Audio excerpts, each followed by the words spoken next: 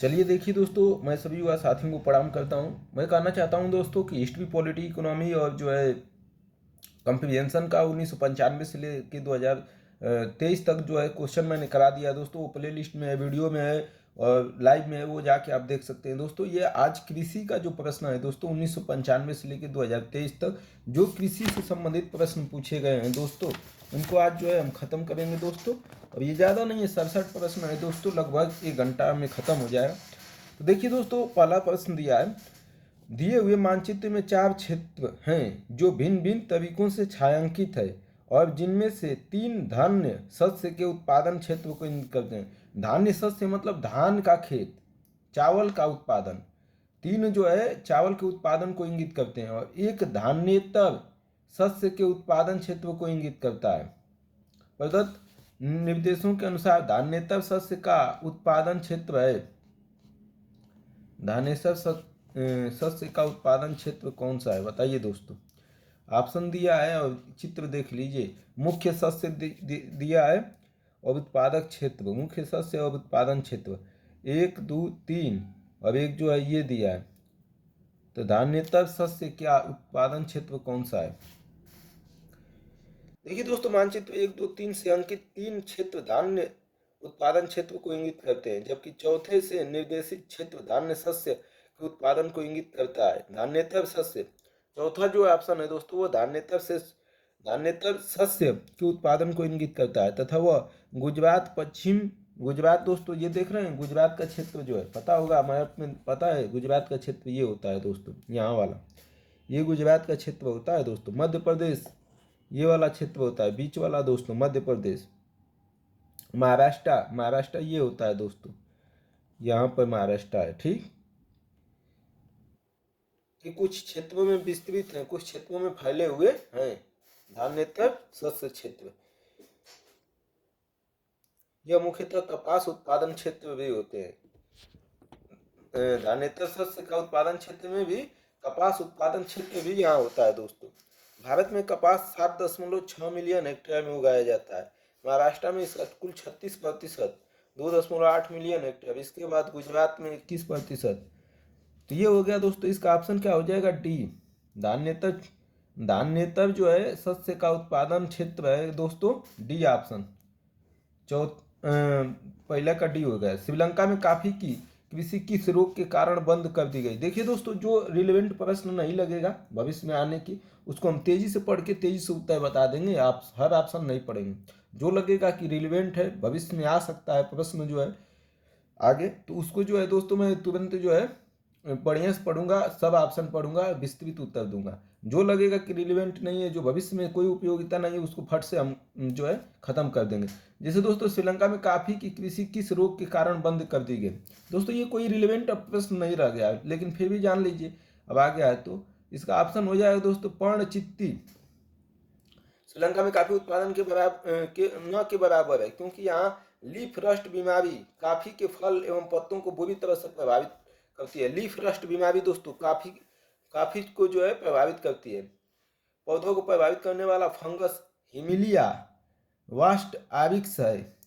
जो फंगस होता है दोस्तों, हिमिलिया वास्ट आविक्स है। वैसे दोस्तों जानते रहिए, हो सके हमारे यहाँ कुछ हो जाए ऐसा तो पूछ दे कहीं। गेहूं की अच्छी खेती के लिए निम्नलिखित में से कौन सा पारिस्थितिक समुच्चय आवश्यक है दोस्तों? मध्यम ताप और मध्यम वर्षा, बी उच्च ताप और भारी वर्षा, और सी उच्च ताप और मध्यम वर्षा, और निम्न ताप और निम्न वर्षा।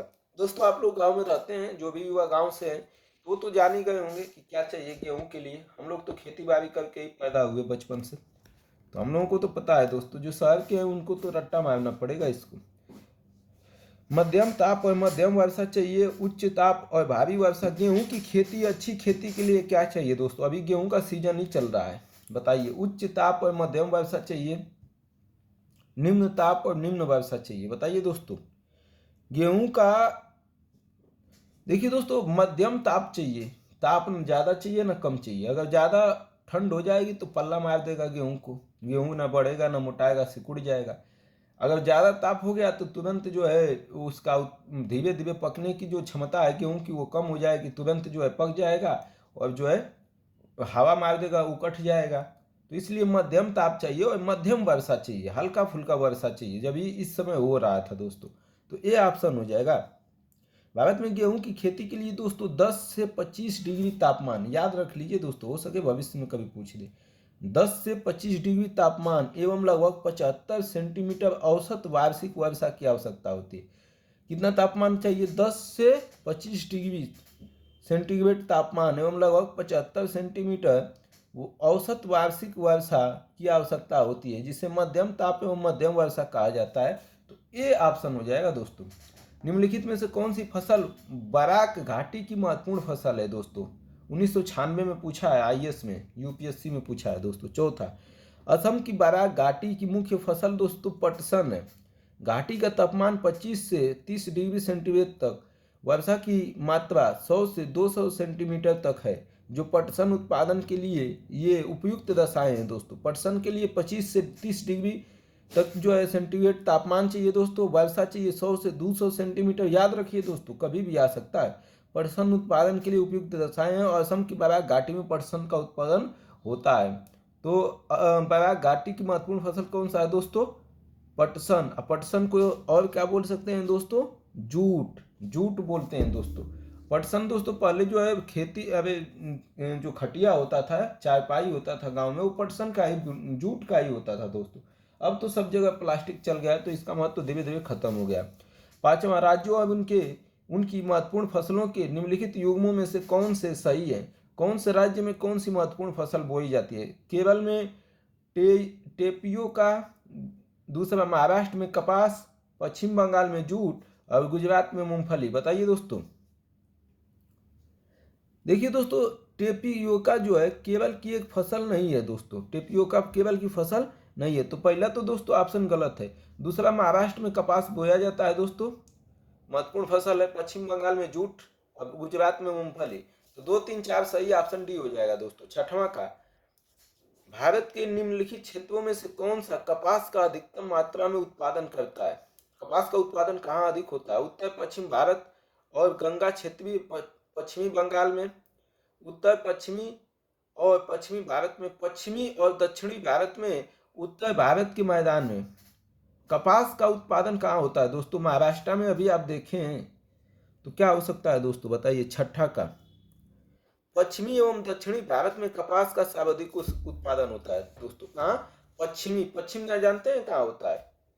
पश्चिम, पूरा पश्चिम, वही गुजरात वाला क्षेत्र, महाराष्ट्र वाला क्षेत्र दोस्तों। ठीक, तो पश्चिम और दक्षिण जो है नीचे वाला क्षेत्र भारत का, कपास का सर्वाधिक उत्पादन होता है। जैसे गुजरात में, महाराष्ट्र में, मध्य प्रदेश में, आंध्र प्रदेश में, तमिलनाडु में, कर्नाटका में। ठीक है, यहाँ कपास का ज्यादा उत्पादन होता है। तो पश्चिम और दक्षिण, सी ऑप्शन हो जाएगा दोस्तों, छठा का। सातवां, निम्नलिखित में से किस एक की खेती पौधों का प्रतिरोपण करके की जाती है? मतलब एक जगह से उखाड़ के दूसरी जगह रोपा जाता है, उसी को बोला जाता है प्रतिरोपण। रोप के फिर रोपाई करना, उखाड़ के, उसको उखाड़ के फिर से दूसरी जगह लगाना। मक्का, सोरगम, प्याज, सोयाबीन। उम्मीद करता हूँ दोस्तों इसको सभी लोग लगा लेंगे। गांव के लड़के तो बिल्कुल भी गलत नहीं करेंगे, शहर वाले तो थोड़ा गलत कर दें, इसलिए कि शहर वालों को तो पता ही नहीं है प्याज, मक्का, गेहूं का बोया जाता है कैसे। ऑप्शन क्या हो जाएगा दोस्तों?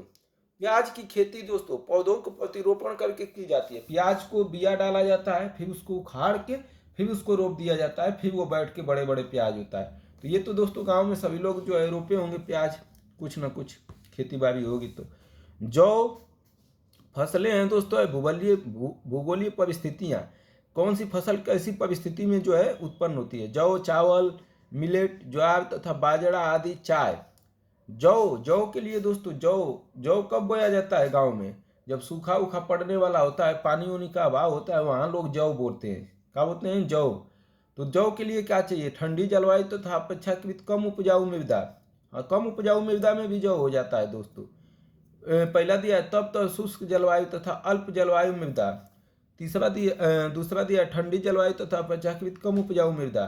तीसरा गर्म नम जलवायु तथा उच्च तुंगता। और चौथा दिया है तप्त और नम जलवायु तथा उपजाऊ मृदा। बताइए दोस्तों जौ के लिए क्या चाहिए? देखिए, जौ के लिए निम्न कोटि की मृदा सहित ठंडी जलवायु की आवश्यकता होती है दोस्तों।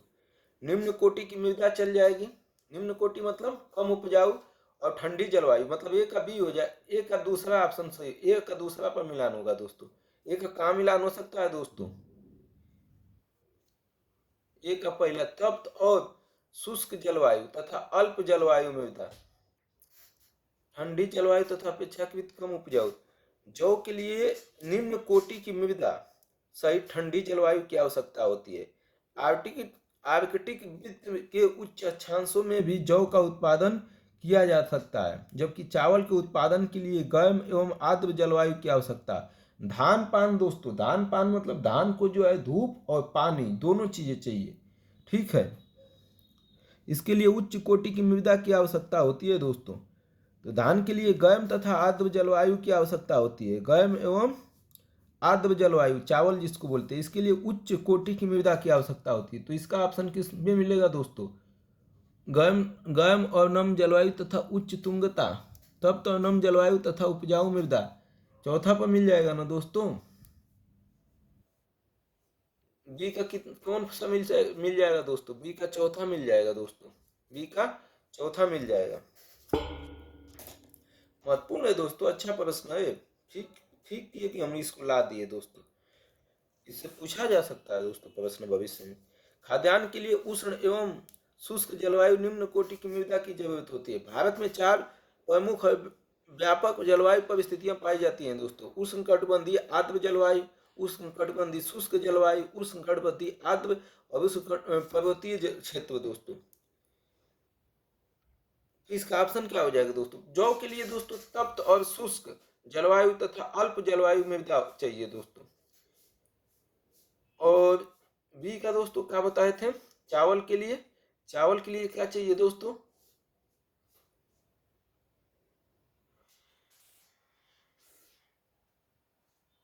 चावल के लिए चाहिए दोस्तों, चौथा दिखाना पड़ेगा दोस्तों ऊपर। देखिए दोस्तों मैं बता देता हूँ आपको, सुन लीजिए। अब ऊपर नीचे करने का कोई मतलब नहीं है। कैसे मतलब करें, ये जो है फिर ऊपर है। जौ के लिए दोस्तों चाहिए, जौ के लिए कैसा मृदा चाहिए हम पढ़ देते हैं दोस्तों, आप समझ जाइएगा। तो जौ के लिए दोस्तों क्या चाहिए बताइए? जौ के लिए जो है कम उपजाऊ मिट्टी चल जाएगी, ताप अधिक नहीं होना चाहिए, जौ के लिए निम्न कोटि की मृदा सही है, ठंडी जलवायु चाहिए, ठीक है। तो जौ की ये कंडीशन है दोस्तों। चावल के लिए क्या चाहिए दोस्तों? चावल के लिए गर्म एवं आर्द्र जलवायु की आवश्यकता होती है, जिसके लिए उच्च कोटि की मृदा की भी आवश्यकता होती है। खाद्यान्न के लिए उष्ण एवं शुष्क जलवायु तथा निम्न कोटि की मृदा की जरूरत होती है। मिलेट ज्वार,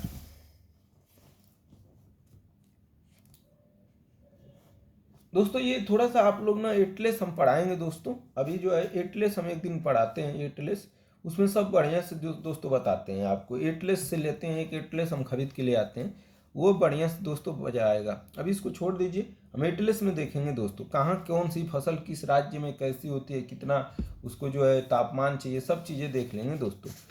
देखिए दोस्तों ये भारत का नक्शा है, इसमें ABCD क्षेत्र दर्शाया गया है। एक क्षेत्र गुजरात को भी लमसम महाराष्ट्र में जा रहा है, और डी उड़ीसा में जाएगा हमको लग रहा है, और सी जो है, तो ये ABCD द्वारा अंकित स्थल क्रमशः किसकी खेती के लिए प्रसिद्ध है? यहाँ जो है कौन सी खेती की जाती है? मूंगफली, रागी, तंबाकू तथा गन्ना। बताइए दोस्तों।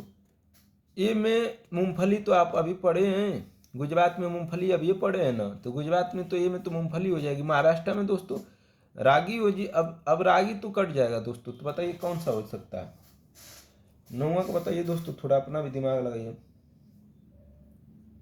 देखिए दोस्तों गुजरात में तो अभी पढ़े हैं कि गुजरात में ए में मतलब अभी पढ़े हैं कि मूंगफली, तो मूंगफली होगा। ए और बी में से अब हमको काटना है, रागी तो होगा नहीं दोस्तों, तो ए बी में से अब दोस्तों महाराष्ट्र में क्या होता है? लमसम महाराष्ट्र में दोस्तों कपास और गन्ना का उत्पादन होता है, गन्ना का ज़्यादा मात्रा में उत्पादन होता है, ऊख बोलते हैं, ईख जो उसको, तो इसलिए बी ऑप्शन हो जाएगा दोस्तों।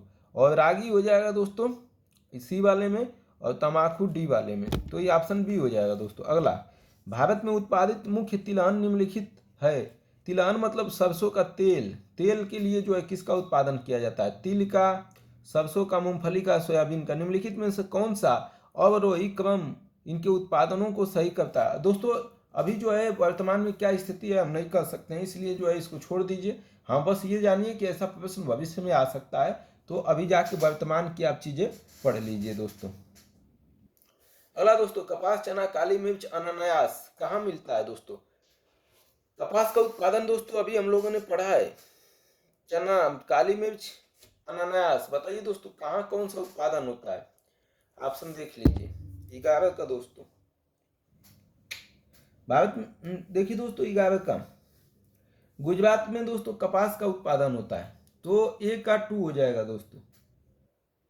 चना मध्य प्रदेश में होता है दोस्तों। चना कहाँ होता है? मध्य प्रदेश में। यूपी में भी होता है दोस्तों, यूपी में भी चना बोते हैं लोग, मध्य प्रदेश में भी। ठीक। काली मिर्च दोस्तों, काली मिर्च केरल में होता है दोस्तों।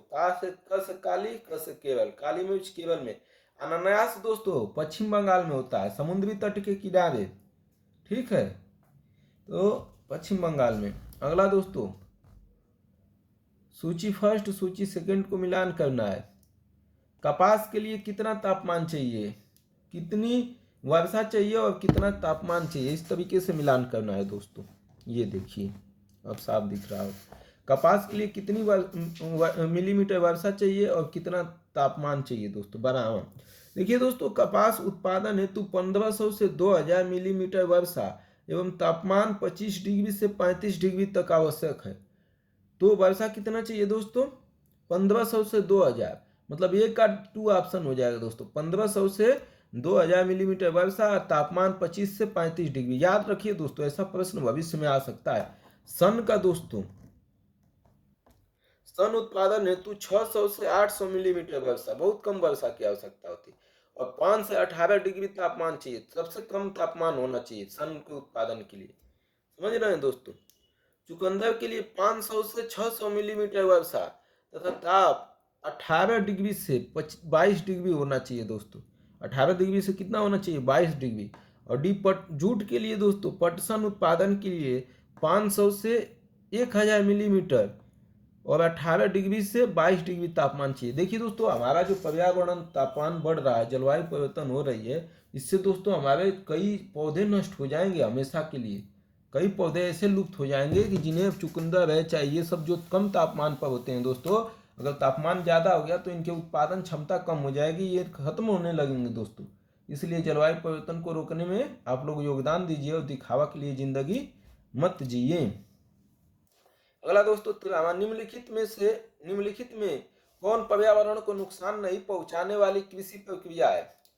कैसी खेती किया जाए जिससे पर्यावरण को नुकसान न हो? जैविक कृषि, जलवासी कृषि, उच्च उत्पादकता देने वाली कृषि, शीशा घर में पौधा उगाना। बताइए दोस्तों, ये तो सब लोग लगा लेंगे, हमको लग रहा है किसी का गलती नहीं होगा ये।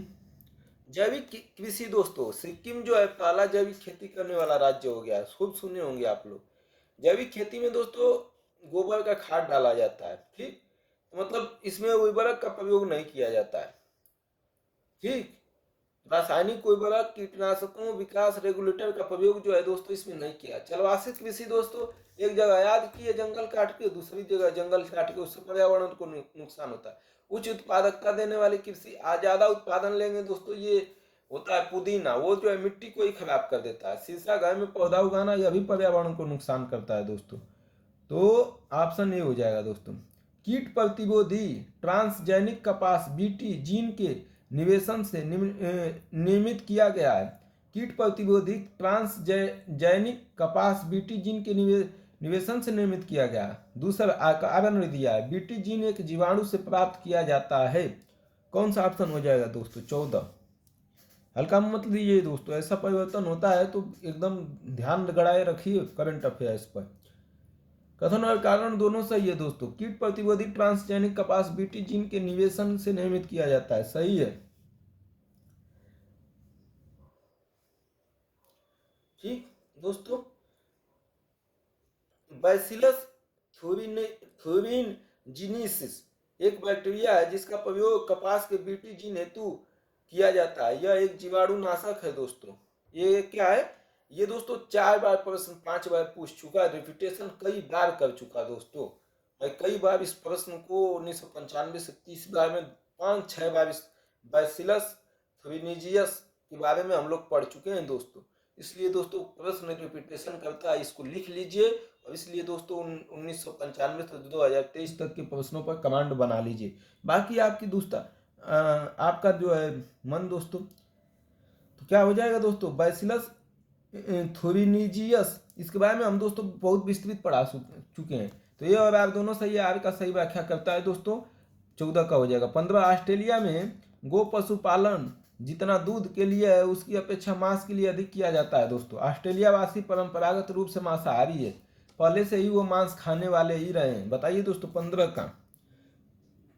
देखिए दोस्तों ऑस्ट्रेलिया में मीट निर्यात हेतु मवेशी पाले जाते हैं निर्यात करने के लिए, दूसरे देश में बेचे जाने के लिए। मतलब वो ऑस्ट्रेलिया में मांस का उत्पादन करते हैं और दूसरे देशों को बेच देते हैं। ऑस्ट्रेलिया के अधिकांश लोग मांसाहारी हैं दोस्तों। तो दोस्तों ये क्या हो जाएगा, कथन तो सही है कि ऑस्ट्रेलिया में गाय जो है पाला जाता है दूध के लिए, और उसकी अपेक्षा मांस के लिए अधिक, मतलब दूध के लिए कम मांस के लिए अधिक पाला जाता है। और जो है गाय को दूसरी देशों में बेच देते हैं मांस उत्पादन, मतलब आय के लिए। लेकिन ऑस्ट्रेलिया वासी परंपरागत रूप से मांसाहारी हैं, ये गलत है दोस्तों। परंपरागत रूप से मांसाहारी नहीं है, वो मांसाहारी है। तो ए और आर दोनों सही है, आर ए का सही व्याख्या नहीं करता है। तो मांसाहारी हैं दोस्तों, परंपरागत रूप से नहीं है। तो ए और आर दोनों सही है, लेकिन सही ऑप्शन नहीं है। अगला, नील घाटी तथा जावा द्वीप में उच्च जनसंख्या घनत्व होने के प्राथमिक कारण है दोस्तों। ए सघन कृषि, बी औद्योगिकरण, सी नगरीकरण, डी स्थलाकृति बाधाएं। नील घाटी तथा जावा द्वीप में उच्च जनसंख्या रहती है दोस्तों, क्यों? उपजाऊ मृदा के कारण नील नदी घाटी एवं जावा के द्वीप समूहों में गहन कृषि संभव हो पाता है, इसलिए इन क्षेत्रों में जनसंख्या का उच्च घनत्व मिलता है दोस्तों। तो सघन कृषि होती है दोस्तों। अगला, भारतीय कृषि के संदर्भ में निम्नलिखित में से कौन सा कथन सही है दोस्तों? सीधा उत्तर बताते हैं दोस्तों। भारतीय कृषि, ये ऑप्शन सही है दोस्तों। भारत में दालों की खेती के अंतर्गत आने वाला लगभग 90% क्षेत्र वर्षा द्वारा पोषित होता है। अब ऐसा नहीं होता है दोस्तों, ये 2002 में होता होगा, अभी ऐसा कंडीशन नहीं होगा दोस्तों। 18 का दोस्तों, भारत में फसलों की अधिक पैदावार वाली निम्नलिखित किस्मों पर विचार कीजिए। अर्जुन, जया, पद्मा, ये अभी छोड़ दीजिए दोस्तों। अभी जो वर्तमान में अगर करंट में ऐसी कोई घटना है तो उस पर ध्यान गड़ाइए। अगला दोस्तों 19वां, भारत में पश्चिमी तट की तुलना में पूर्वी तट में धान का उत्पादन अधिक होता है। पश्चिमी तट दोस्तों गुजरात, महाराष्ट्र, ये क्षेत्र होता है। पूर्वी तट में धान का उत्पादन अधिक होता है। पश्चिम बंगाल में धान का उत्पादन होता है दोस्तों, चावल का कटोरा भी कहा जाता है।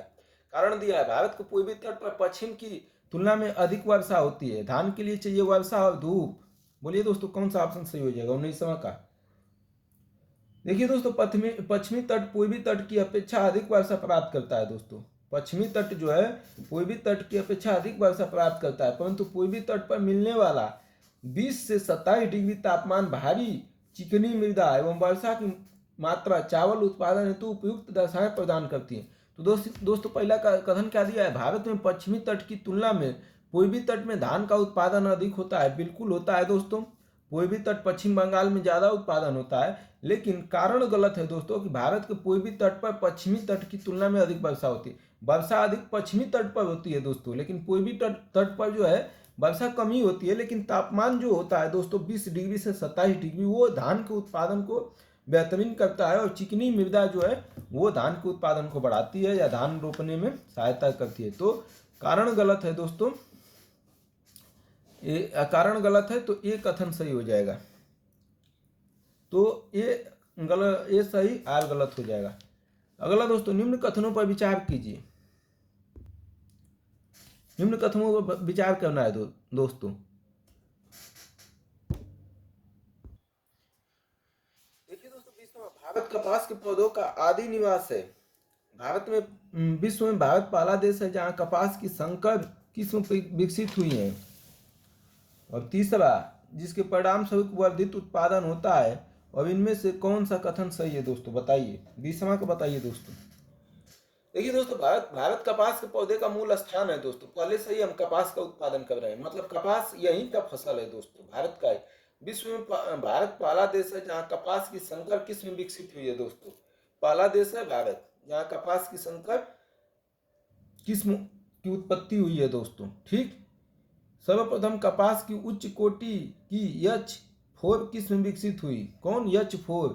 तो दोनों कथन सही हो जाएगा दोस्तों। अगला फिर बीटी कपास आ गया। बीटी कपास दोस्तों 50 बार पूछ रहा है, यूपीएससी छोड़ ही नहीं रहा है। ऐसा कुछ हो रहा हो दोस्तों तो उसको बीटी कपास जैसी किसी आनुवंशिक रूपांतरण फसल की पैदावार के लिए किसी आनुवंशिक प्रौद्योगिकी अनुमोदन समिति की अनुमति लेनी पड़ती है। वह अधीनस्थ है दोस्तों। जिस समिति से अनुमोदन लेनी पड़ती है वो किसके नीचे काम करता है? कृषि मंत्रालय के, बी पर्यावरण वन मंत्रालय के, सी वाणिज्य एवं उद्योग मंत्रालय के, और डी ग्रामीण विकास मंत्रालय के। बताइए दोस्तों किसका? जेनेटिक इंजीनियरिंग अनुमोदन कमेटी की सहमति भारत में बीटी कपास आदि जेनेटिक मॉडिफाइड फसलों के उगाने के लिए अति आवश्यक है। यह कमेटी पर्यावरण तथा वन मंत्रालय के अधीन है।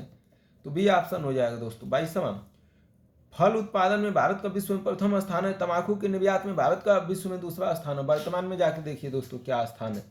निम्न फसलों, खरीफ की फसलें कौन सी है दोस्तों? खरीफ में कौन आता है? रबी में दोस्तों, रबी में आता है गेहूं, खरीफ में आता है चावल, जायज में आता है दोस्तों तरबूज खरबूज। ठीक, तो रबी में मतलब गेहूं के साथ जो जो फसल, गांव वाले लड़के तो पहले ऐसे बता सकते हैं, वो तो गांव में रहते हैं, सब देखते रहते हैं। खरीफ, ख माने खाए जाने वाला, ख से खा लो, ख से जो है कितना खाना, खाने में किसको मतलब खरीफ जो है दोस्तों चावल को बोलते हैं। चावल 3 अक्षर जो है, गेहूं में 2 अक्षर होता है, तो रबी में 2 अक्षर मान लीजिए। तो इस तरह याद कर लीजिए, खरीफ में 3 अक्षर, तो ख से खरीफ, ख से चावल एक तरह से मान लीजिए दोस्तों।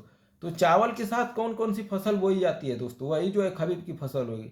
तो चावल के साथ दोस्तों सरसों तो नहीं बोया जाता है, सरसों तो रबी के फसल के साथ बोया जाता है। तो 4 ऑप्शन तो कट ही जाएगा।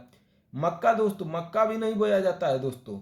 अभी जो है गेहूं, अभी हाँ मक्का जो बोया जाता है दोस्तों, बोया जाता है। नहीं नहीं, चावल के साथ कहाँ मक्का बोया जाता है? हाँ मक्का तो चावल के साथ ही बोया जाता है ना, बरसात में ही तो मक्का बोया जाता है।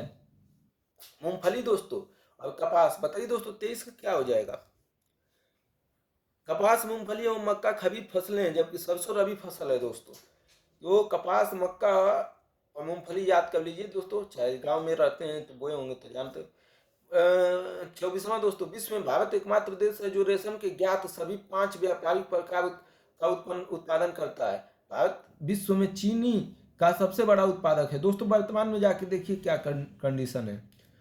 अगला दोस्तों 25वां, जैव सुरक्षा बायोसेफ्टी पर कार्टाजेना उपसंधि प्रोटोकॉल के पक्षकारों की प्रथम बैठक वर्ष 2004 में फिलीपींस में आयोजित की गई थी। भारत जैव सुरक्षा उपसंधि प्रोटोकॉल में जैव विविधता पर समझौता में हस्ताक्षर करता नहीं है।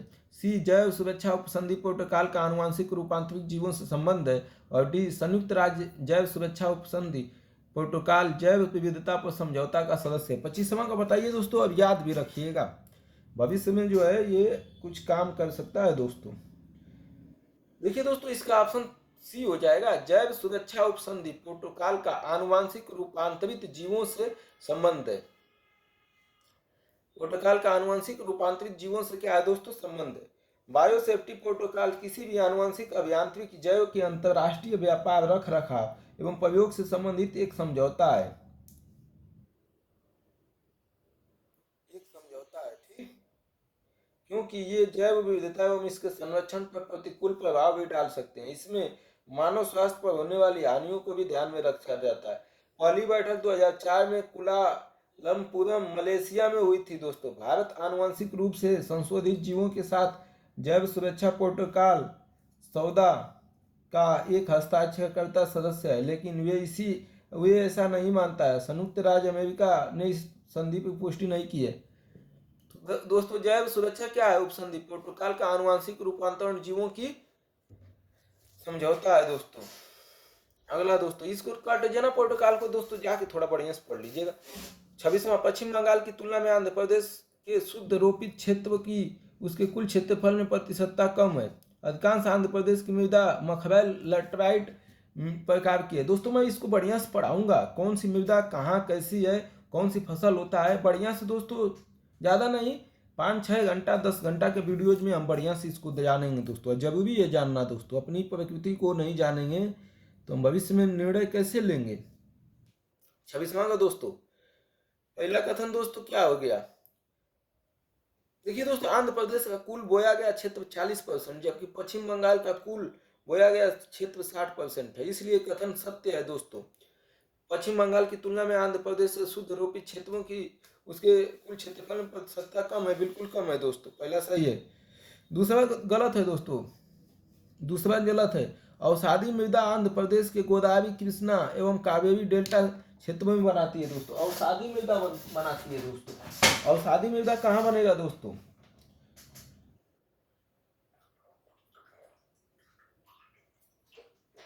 दोस्तों ये भूगोल का भी प्रश्न बन सकता है। भूगोल पर जो है यूपीएससी ज्यादा ध्यान दे रही है। देखिए दोस्तों आजकल 3-4 चीजों पर यूपीएससी ने ज्यादा ध्यान देना चालू किया। एक तो पर्यावरण से संबंधित, दूसरा भूगोल से संबंधित, तीसरा जो है दोस्तों जो जलवायु परिवर्तन हो रहा है या साइंस टेक हो रहा है, साइंस टेक में जो बदलाव हो रहा है दोस्तों, जो मानव की जीवन पर प्रभाव डाल रहा है, ऐसे प्रश्नों को यूपीएससी ज्यादा फोकस कर रही है दोस्तों। ये आप ध्यान में रखिए। अगला सवाल, भारत में नीचे दिए गए खाद्यान्नों का उनके उत्पादन मिलियन टन में सही क्रम बताइए दोस्तों। अब जाके वर्तमान में देखिए दोस्तों, गेहूं, चावल, दाल, मोटे अनाज में किसका उत्पादन ज्यादा कम हो रहा है, अब जाके देखिए। ये बहुत पहले का, इसको पढ़ने से कोई फायदा नहीं है। अगला दोस्तों, किसी भी अफ्रीका देश में चाय बागान नहीं है। चाय के पौधों को उच्च ह्यूमस युक्त उर्वरक की आवश्यकता होती है, बताइए दोस्तों। ये ठीक है प्रश्न दोस्तों, अभी वर्तमान के लिए ये ठीक है, ऐसा नहीं है कि देखिए दोस्तों 20वीं शताब्दी में चाय का उत्पादन 3 अफ्रीकी देशों तंजानिया, कीनिया एवं युगांडा में होता था। इसलिए पहला कथन दोस्तों गलत हो गया कि किसी भी अफ्रीका देश में है दोस्तों, तंजानिया, कीनिया और युगांडा में हुआ था। चाय के पौधों के लिए उच्च कोटि की जैविक एवं दोमट मिट्टी की आवश्यकता होती है। मृदा जो है हुमस युक्त होना चाहिए दोस्तों, उसमें मृदा में जान होनी चाहिए। मृदा जो है उच्च कोटि की होनी चाहिए, जैविक होनी चाहिए, दोमट मृदा होनी चाहिए। चाय के पौधे हल्के बर्फ या पाले को सहन कर सकते हैं, लेकिन लंबे समय तक उच्च सर्दियां या भारी पाले को नहीं। चाय का पौधा इस प्रकार उष्णकटिबंधीय जलवायु से उपोष्णकटिबंधीय जलवायु में विकसित हो सकता है, लेकिन आमतौर पर विकास के दौरान उच्च आर्द्रता और भारी वर्षा 150 से 250 सेंटीमीटर के बीच की आवश्यकता होती है। दोस्तों चाय के बारे में थोड़ा सा जानते रहिए, कभी भी पूछा जा सकता है। 29वां, 29वां जरूर ये बढ़ा देते हैं दोस्तों, आपकी आंखें खराब ना हो उसका भी हम ध्यान रखते हैं दोस्तों। ज़्यादा छोटा छोटा मत पढ़ा कीजिए, किसी भी कोचिंग को पढ़ाए तो। डेलवर्जिया जाति निम्नलिखित में से किस एक से संबंधित है दोस्तों? 29वां को बताइए दोस्तों। डेलवर्जिया जाति जो है किस एक से संबंधित है?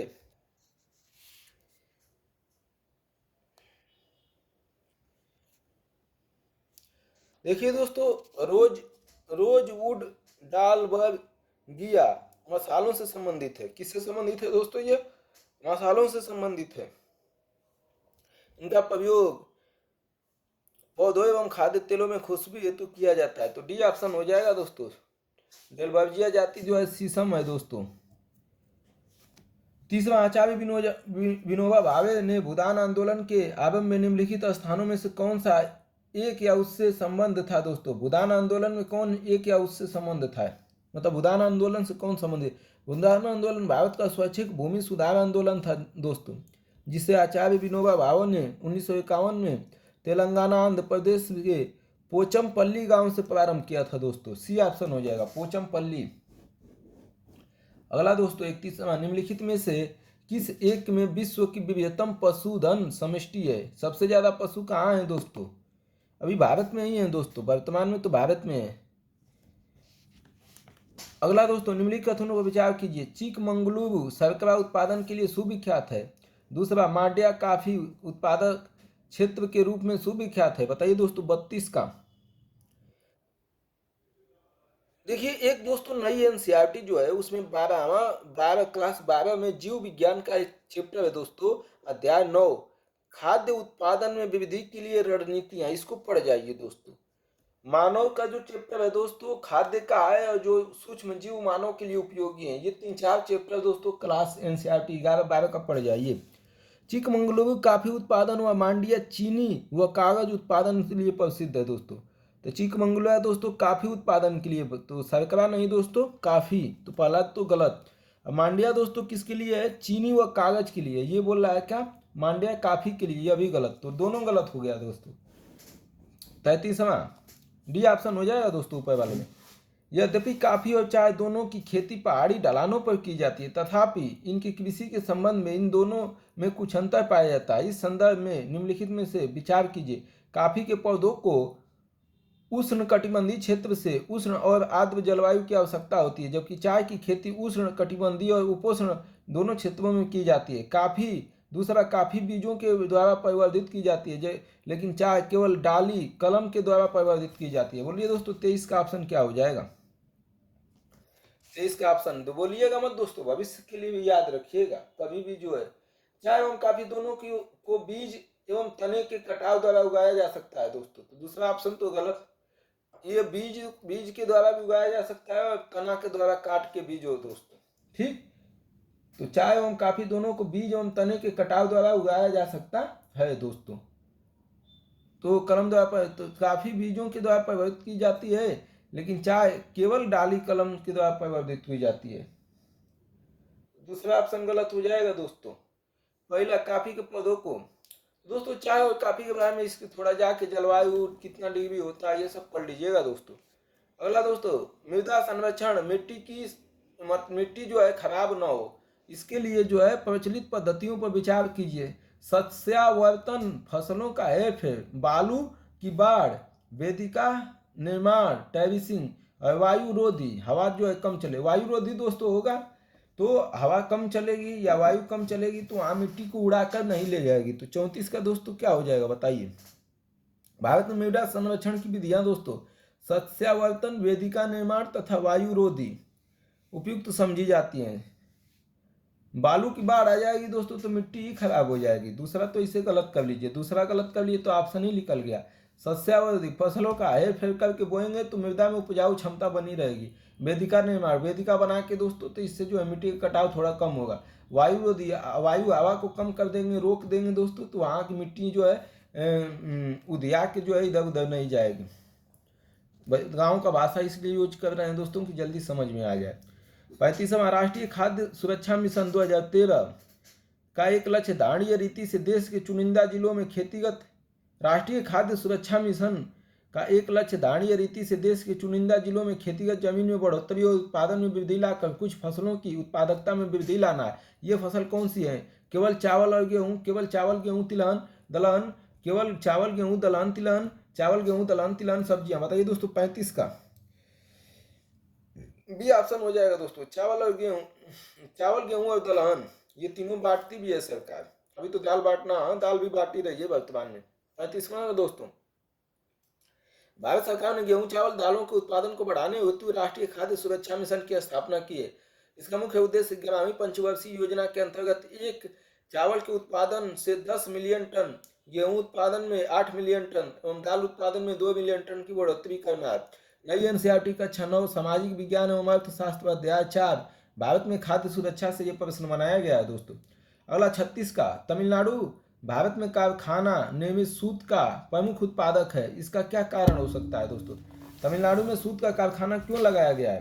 पहला, इस राज्य में काली कपास मृदा किस्म की मिट्टी की प्रधानता है। दूसरा, कुशल श्रमिक प्रचुर मात्रा में है दोस्तों। बताइए तमिलनाडु में सूत कारखाना क्यों लगाया गया है? 36 का दोस्तों, देखिए दोस्तों तमिलनाडु में लाल मृदा की अधिकता है। यह कपास की खेती के लिए उत्तम मानी जाती है। तमिलनाडु में कुशल एवं निपुण श्रमिकों की उपलब्धता है। तो दोस्तों लाल मृदा में जो है काली मृदा भी कपास का उत्पादन करती है दोस्तों। तमिलनाडु में लाल मृदा की अधिकता है। यह कपास की खेती के लिए भी उत्तम मानी जाती है। तो लाल मृदा की अधिकता है दोस्तों। इस राज्य में काली कपास मृदा किस्म की मिट्टी की प्रधानता है नहीं दोस्तों, लाल की। तो पहला ऑप्शन तो गलत हो गया दोस्तों। कुशल श्रमिक प्रचुर मात्रा में पाए जाते हैं, ये सही है दोस्तों। 37वां, नीचे 4 उपजा फसलों के नाम दिए गए, इनमें से किस एक की खेती एथेनॉल के लिए की जाती है दोस्तों? एथेनॉल बनाने के लिए किसकी खेती की जाती है? ए जेटोफा, बी मक्का, सी पंगामिया और डी सूरजमुखी। बताइए दोस्तों 37 का। मक्का की खेती एथेनॉल के लिए किया जाता है दोस्तों। ऑप्शन ए हो जाएगा, नहीं बी हो जाएगा, मक्का बी हो जाएगा। मक्का की खेती एथेनॉल के लिए किया जा सकता है। संयुक्त राज्य अमेरिका में एथेनॉल प्राप्त करने के लिए बड़े पैमाने पर मक्के की खेती की जा रही है। भारत में आमतौर पर इथेनॉल या एथेनॉल उत्पादन के लिए उपयोगी की जाने वाली पौधों की प्रजातियां हैं मक्का, गन्ना, मक्का, अनाज आदि। चूंकि मक्का आसानी से उपलब्ध होता है, गन्ना भी होता है दोस्तों एथेनॉल के लिए, कम खर्चीला है दोस्तों, इसलिए इसे इथेनॉल उत्पादन के लिए एक अच्छा विकल्प माना जाता है। अगला दोस्तों, मृदा का लवणीभवन क्या है दोस्तों, मृदा का लवणीय भवन भवन मृदा में एकत्रित सिंचित जल के वाष्पीकृत होने के पीछे छूटे नमक और खनिजों से उत्पन्न होता है। सिंचित भूमि पर लवणीय भवन का क्या प्रभाव पड़ता है? देखिए दोस्तों, लवण लवण मतलब होता है नमक का ज्यादा मात्रा हो जाना। लवणीय या लवण जो है दोस्तों, मिट्टी में या कहीं भी नमक का ज्यादा मात्रा में हो जाना। तो मृदा का लवणीय भवन मतलब दोस्तों मृदा में नमक का उपस्थित हो जाना। जैसे पानी आता है दोस्तों, बाढ़ आता है, समुद्र के किनारे नमक आ जाता है, मिट्टी में मिल जाता है, फिर पानी जो है वाष्पित होकर उड़ जाता है, नमक छूट जाता है, तो मृदा जो है लवणीय हो जाती है। इससे क्या होता है दोस्तों, इसका क्या प्रभाव पड़ता है दोस्तों? तो ऑप्शन सीधा देख लीजिए दोस्तों, बकवास करने का टाइम नहीं रह गया है हमारे पास। इसका ऑप्शन हो जाएगा दोस्तों बी, यह कुछ मृदाओं को अपारगम्य बना देता है। मतलब उसके ऊपर इतना ऊपर से पड़ जाता है कि ऑक्सीजन मृदा में जो है जल ये सब नहीं जा पाता है। 38 का दोस्तों, मृदा का लवणीय भवन मृदा पर एकत्रित सिंचित जल के वाष्पीकृत होने से पीछे छूटे नमक, नमक को बोलते हैं दोस्तों लवण, एक खनिज से उत्पन्न होता है तथा यह मृदा को अपारगम्य बना देता है। क्या बना देता है? अपारगम्य बना देता है दोस्तों। 39वां, निम्नलिखित में से कौन सी मिश्रित खेती की प्रमुख विशेषता? मिश्रित खेती मतलब मिला जुला खेती, मतलब मिला जुला मतलब बहुत सारी फसलों को एक ही साथ लगा दीजिए दोस्तों, उसको बोलते हैं मिश्रित खेती। नगदी और खाद्य दोनों शस्यों की साथ साथ खेती। बी, दो या दो से अधिक शस्यों की एक साथ खेती उगाना। और सी, पशुपालन और शस्य उत्पादन को एक साथ करना। और डी, तो कौन सा हो जाएगा दोस्तों? 39 का 50वां बार पढ़ लिए होंगे दोस्तों आप लोग। मिश्रित खेती के अंतर्गत फसल उत्पादन के साथ साथ पशुपालन करना भी सम्मिलित है दोस्तों। सी ऑप्शन हो जाएगा। पशुपालन और शस्य उत्पादन को एक साथ करना होता है मिश्रित खेती। हाँ, मिश्रित खेती इसको भी बोलते हैं दोस्तों, कई प्रकार की फसल उगाना उसको भी बोलते हैं दोस्तों। अब मिश्रित खेती पर थोड़ा ध्यान कर लीजिएगा। भारत में निम्नलिखित फसलों पर विचार कीजिए। लोबिया, मूंग, अरहर उपयुक्त में से कौन दलहन चारा और हरी खाद के रूप में प्रयोग किया जाता है? हरी खाद भी बनाया जाए और दलहन चारा भी बनाया जाए। हरी खाद और दलहन चारा 40 का बोलिए दोस्तों। मूंग, अरहर तथा लोबिया का प्रयोग दलहन चारा और हरी घास के रूप में किया जाता है दोस्तों। ये ऑप्शन हो जाएगा 1 और 2। मूंग और लोबिया का दोस्तों दलहन चारा और हरी खाद के रूप में प्रयोग किया जाता है। और अरहर का दोस्तों हरी खाद के रूप में प्रयोग कर सकते हैं, लेकिन चारा नहीं हो तो ये खा नहीं सकते हैं दोस्तों। पशु मजबूत होता है, कड़ा होता है, बड़ा होता है, आपसे बड़ा होगा।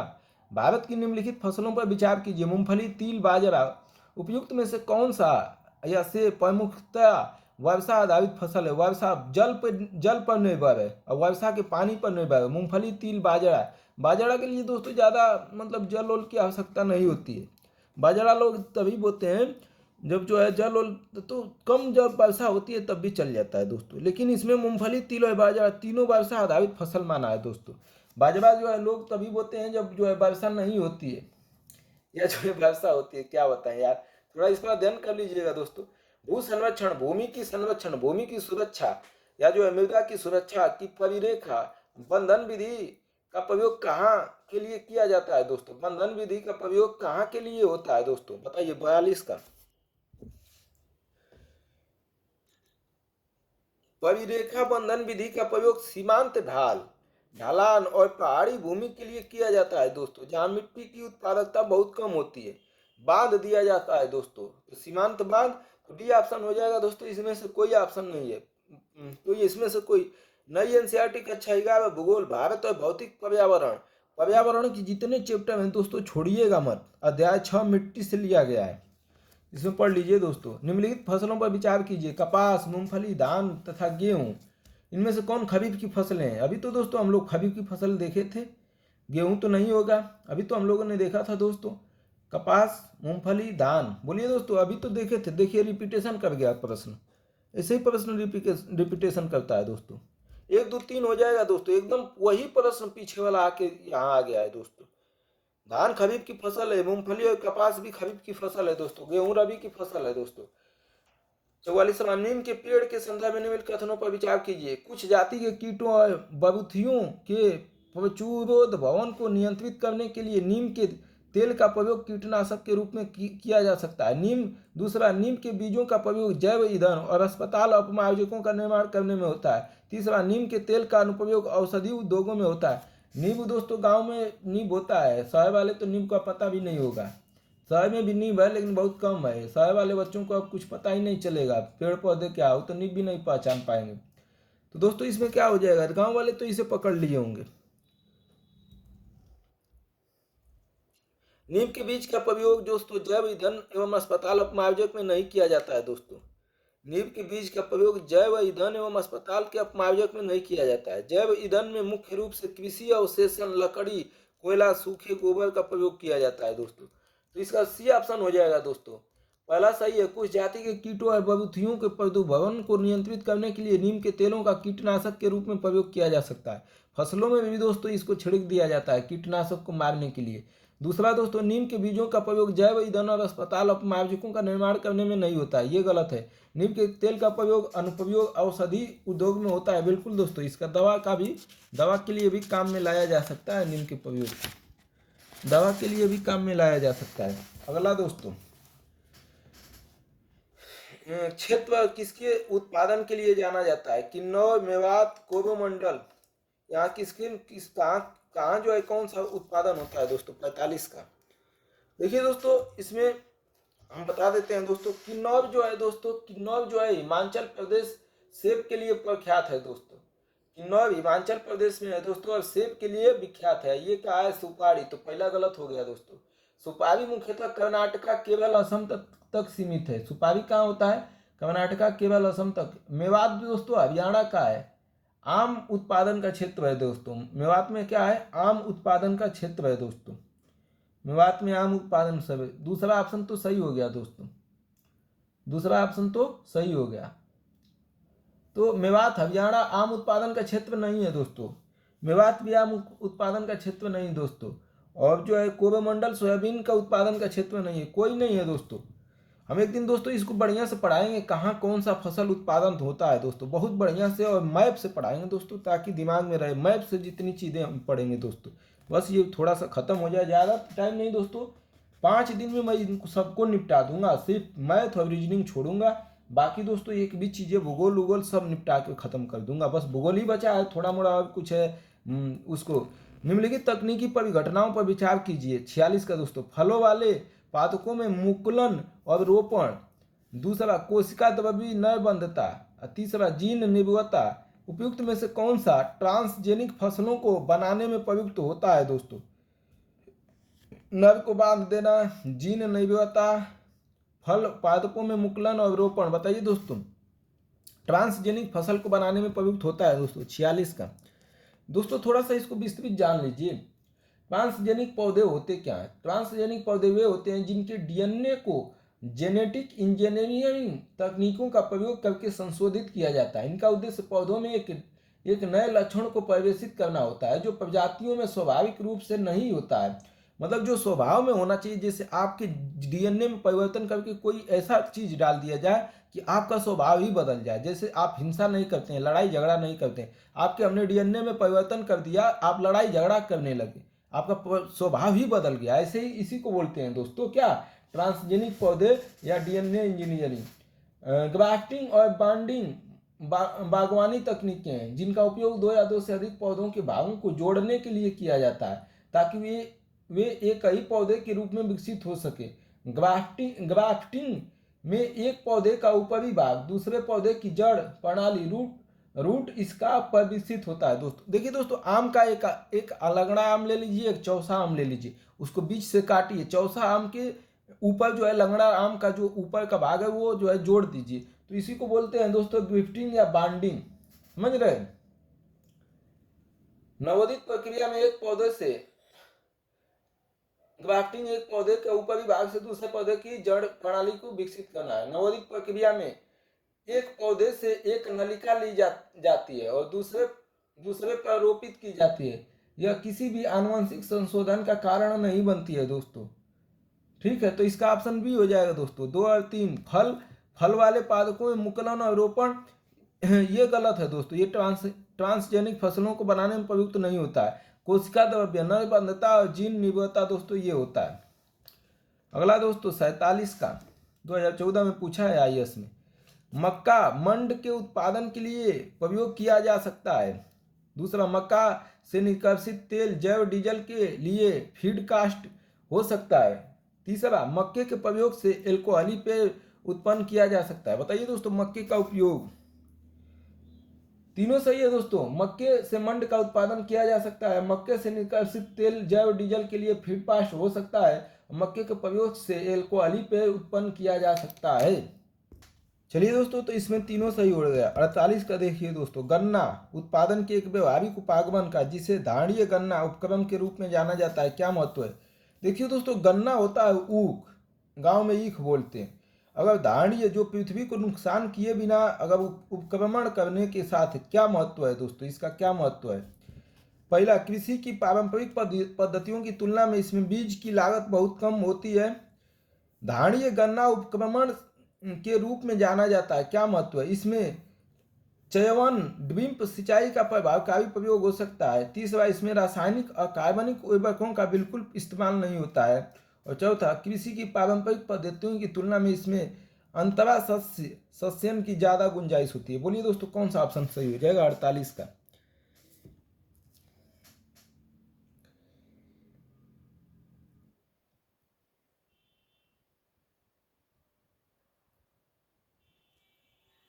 48 का बोलिए दोस्तों।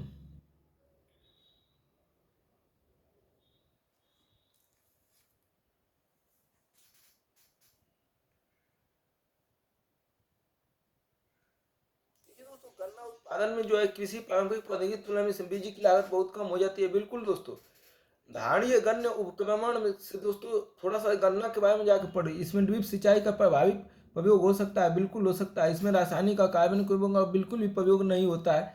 ये तो दोस्तों हो सकता है। कृषि की पारंपरिक पद्धति की तुलना में इसमें अंतराशय की ज्यादा, तो पहला दूसरा तो ऑप्शन सही होगा दोस्तों, पहला दूसरा सही होगा। और उर्वरक के बारे में दोस्तों हो सकता है कि नहीं, थोड़ा देखना पड़ेगा। उर्वरक का बिल्कुल भी इस्तेमाल नहीं होता है, थोड़ा मोड़ा तो इस्तेमाल होता ही होगा। अगर नहीं करते हैं तो दोस्तों कोई बात नहीं। तो बी और डी में से कोई ऑप्शन होगा दोस्तों। उर्वरक के बारे में थोड़ा कन्फ्यूजन है, जाके देख लीजिए। अगला दोस्तों, कार्यक्रम परियोजना मंत्रालय सूखा प्रवण क्षेत्र कौन सा मंत्रालय जारी करता है। मरुस्थल विकास कार्यक्रम, वर्षा पूरित क्षेत्रों हेतु राष्ट्रीय जल संभव विकास परियोजना। बोलिए दोस्तों 49 का। देखिए दोस्तों, ग्रामीण विकास मंत्रालय द्वारा संचालित सूखा प्रवण क्षेत्र कार्यक्रम का लक्ष्य फसल उत्पादन, पशुपालन, भूमि उर्वरकता, जल तथा मानव संसाधन पर सूखा के कारण होने वाले विपरीत प्रभावों को कम करना।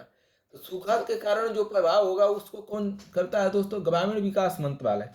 सूखा प्रवण क्षेत्र कार्यक्रम ग्रामीण विकास मंत्रालय दिया है, कृषि मंत्रालय तो गलत हो गया दोस्तों, गलत हो गया। मरुस्थली विकास कार्यक्रम जो ग्रामीण विकास मंत्रालय से संबंधित है, का लक्ष्य सूखा के विपरीत प्रभावों को कम करना तथा मरुस्थलीकरण को नियंत्रित करना है। तो मरुस्थली विकास कार्यक्रम दोस्तों कौन करता है, ग्रामीण विकास मंत्रालय ही करता है। पर्यावरण मंत्रालय दिया है, दूसरा भी गलत हो गया दोस्तों। कृषि मंत्रालय द्वारा वर्षा पूर्वित क्षेत्रों हेतु राष्ट्रीय जल संभव विकास परियोजनाओं का संचालन होता है। तो वर्षा पूर्वित क्षेत्र हेतु राष्ट्रीय जल संभव विकास परियोजना ग्रामीण विकास मंत्रालय दिया है दोस्तों, नहीं दोस्तों, कृषि मंत्रालय हो जाएगा। वर्षा पूर्वित क्षेत्रों हेतु राष्ट्रीय जल संभव विकास परियोजना जो है कृषि मंत्रालय द्वारा। तो तीनों ऑप्शन गलत हो गए दोस्तों, तो कोई नहीं। एकीकृत जल संभव 50वां, एकीकृत जल संभव विकास कार्यक्रम को कार्यान्वित करने के क्या लाभ हैं दोस्तों, 50 का। देखिए दोस्तों, एकीकृत जलागम प्रबंधन कार्यक्रम 2009-10 में शुरू किया गया था। इसका उद्देश्य मृदा अपवाह को रोकना, वर्षा जल संचयन और भूजल तालिका का पुनर्भरण तथा प्राकृतिक वनस्पतियों का पुनर्जनन करना है दोस्तों। सी ऑप्शन हो जाएगा दोस्तों। मृदा के बह जाने की रोकथाम, बिल्कुल। देश की 12 माही नदियों की मौसमी नदियों से जोड़ना, ये नहीं था दोस्तों। वर्षा जल संग्रहण तथा भौम जल स्तर का पुनर्भरण और प्राकृतिक वनस्पतियों का पुनर्जन्म। 51 का दोस्तों, निम्नलिखित में से कौन सा कथन पौधों के कायिक वर्धन के संबंध में सही है दोस्तों। कायिक वर्धन क्लोनीय जनसंख्या को उत्पन्न करता है। कायिक प्रवर्धन विषाणुओं का निष्प्रभावन करने में सहायक होता है।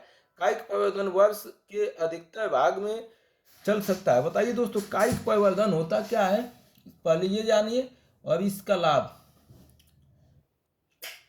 चलिए दोस्तों 51 का, पादपों में पौधों में कायिक जनन अलैंगिक प्रजनन का ही एक रूप है, बिना लिंग के द्वारा प्रजनन हो जाता है दोस्तों। इस प्रक्रिया में बिना बीज उत्पादन के ही एक नए जीवधारी का प्रादुर्भाव होता है, बीज की जरूरत ही नहीं होती है। इसमें क्लोन के विकास में भी सहायता मिलती है दोस्तों। कायिक प्रवर्धन में केवल सूत्री विभाजन ही सम्मिलित है। यह सुनिश्चित करता है कि कायिक संतति के डीएनए में आनुवंशिक सूचना मातृ मादक के ही समान है तथा पूरे वर्ष तक इसका प्रयोग किया जा सकता है, परंतु विषाणु से मुक्ति दिलाने में यह सहायक नहीं है दोस्तों। दूसरा क्या है, विषाणु को निष्प्रभावी करने में सहायक है। दूसरा ऑप्शन गलत हो गया दोस्तों, पहला सही हो गया। कायिक प्रवर्धन कोलोनीय जनसंख्या को उत्पन्न करता है दोस्तों।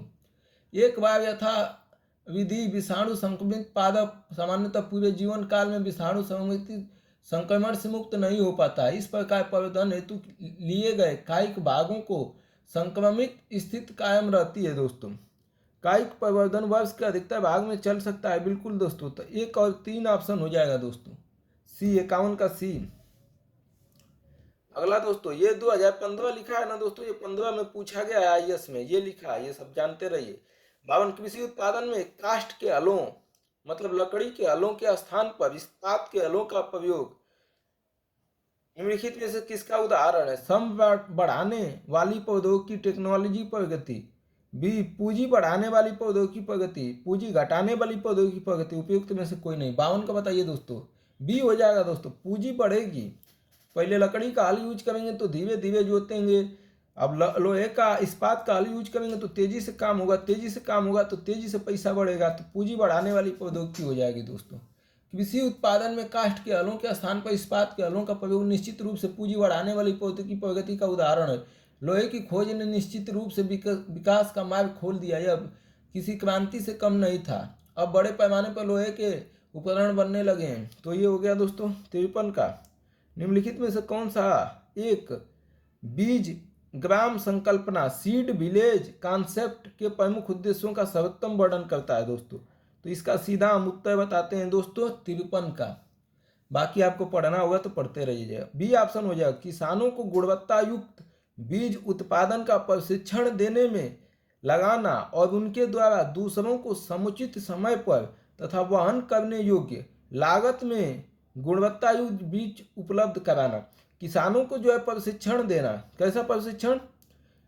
गुणवत्ता युक्त बीज उत्पादन करने का, ठीक। अब उनके द्वारा दूसरों को समुचित समय तथा वहन करने योग्य लागत में गुणवत्ता युक्त बीज उपलब्ध करा देना। बी ऑप्शन हो जाएगा दोस्तों। कृषि बीज ग्राम संकल्पना का प्रमुख उद्देश्य किसानों को गुणवत्ता युक्त बीज उत्पादन का प्रशिक्षण देना तथा उनके द्वारा दूसरों की समुचित समय पर तथा वहन करने योग्य मतलब कम रेट पर, कम दाम पर, लागत पर गुणवत्ता युक्त बीज उपलब्ध कराना है। बीज प्रतिस्थापन दर बढ़ाना, गांव की आत्मनिर्भर बनाना, नई उपज वाली किस्मों के साथ मौजूदा स्थानीय किस्मों की जगह कॉम्पैक्ट क्षेत्र के बीज उत्पादन को आयोजित कर इसके अन्य उद्देश्य हैं। 54 का दोस्तों देखते हैं। कृषि में नाइट्रोजनी उर्वरक के अत्यधिक अनुपयुक्त प्रयोग का क्या प्रभाव हो सकता है दोस्तों? अधिक नाइट्रोजन का उपयोग करेंगे तो क्या होगा? नाइट्रोजन यौगिकरण सूक्ष्म जीवों, नाइट्रोजन फिक्सिंग माइक्रो ऑर्गेनिज्म का मिट्टी में प्रचुरोदवन प्रोलिफरेशन हो सकता है। मिट्टी की अम्लता में बढ़ोतरी हो सकती है। तीसरा, भौम जल ग्राउंड वाटर में नाइट्रोजन का निक्षालन लीचिंग हो सकता है। बताइए दोस्तों 54 का। देखिए दोस्तों नाइट्रोजन उर्वरक के अत्यधिक उपयोग से मिट्टी की अम्लता में बढ़ोतरी हो जाती है। नाइट्रोजनी उर्वरक नाइट्रस में विभक्त होकर मिट्टी में आसानी से समाहित हो जाता है। यह जल के आसानी से घुलनशील होता है और इसका अंश दशकों तक भौम जल में विद्यमान रहता है दोस्तों, नीचे चला जाता है। भौम जल मतलब भूमि के अंदर। पंजाब में दोस्तों नाइट्रोजन जो है बहुत ज़्यादा हो गया, इसलिए भौम जल से नाइट्रोजन का मात्रा निकलने लगा है। समझ रहे हैं दोस्तों? यूरिया जो होता है दोस्तों, यूरिया ज़्यादा प्रयोग नहीं करना चाहिए। तो पहला ऑप्शन नाइट्रोजन यौगिकरण सूक्ष्म जीव, नाइट्रोजन फिक्सिंग माइक्रो ऑर्गेनिज्म का मिट्टी में प्रचुरोदवन प्रोलिफरेशन हो सकता है, तो ये गलत है दोस्तों। मिट्टी की अम्लता में बढ़ोतरी हो सकती है, बिल्कुल दोस्तों। भौम जल ग्राउंड वाटर में नाइट्रोजन का निक्षालन लीचिंग हो सकता है, बिल्कुल नीचे जा सकता है। निक्षालन मतलब दोस्तों होता है छन कर जाना, इसे लीचिंग बोलते हैं इंग्लिश में। इंग्लिश में लीचिंग क्या बोलते हैं हिंदी।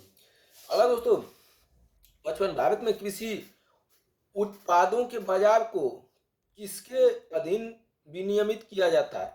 कृषि के जो उत्पादन के जो बाजार है किसके द्वारा अधिनियमित किया जाता है दोस्तों? सीधा ऑप्शन बताते हैं हम दोस्तों, टाइम वेस्ट करने का समय नहीं। भारत में कृषि उत्पादों के बाजार को राज्यों द्वारा अधिनियमित किया जाता है। कृषि किसका विषय है दोस्तों? राज्य का। ठीक, तो राज्यों द्वारा क्या किया जाता है दोस्तों? विनियमित किया जाता है। कृषि उत्पादन विपणन समिति अधिनियम के अधीन विनियमित किया जाता है। किसके अधीन? कृषि उत्पादन विपणन समिति अधीन। तो इसका ऑप्शन हो जाएगा दोस्तों कौन सा? बी, राज्यों द्वारा अधिनियमित कृषि उत्पाद विपणन समिति के अधिनियम द्वारा, B option. Agreement on agriculture, agreement on agriculture, agreement on the application of sanitary and phytosanitary measures. ठीक, शब्द प्राय समाचारों में किसके मामले में संदर्भ में आते हैं दोस्तों? ये शब्द किसके मामले या संदर्भ में होते हैं? Agreement on agriculture, agreement on the application of sanitary and phyco sanitary measures और पीस क्लाज इत्यादि शब्द विश्व व्यापार संगठन के मामले के संदर्भ में हम सुनते हैं दोस्तों। विश्व व्यापार संगठन इनका नाम लेता है दोस्तों, तो सी ऑप्शन हो जाएगा। 57, FAO फूड एग्रीकल्चर ऑर्गेनाइजेशन पारंपरिक कृषि प्रणालियों को सार्वभौमिक रूप से महत्वपूर्ण कृषि विरासत प्रणाली ग्लोबल इंपॉर्टेंट सिस्टम गीसा की हैसियत प्रदान करता है। इस पहल का संपूर्ण लक्ष्य क्या है?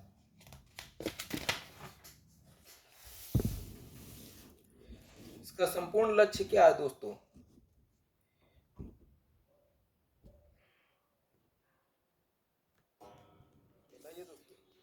देखिए दोस्तों इसका उत्तर हम बता देते हैं सीधा, इसलिए कि टाइम जो है क्या इतना दिया जाए।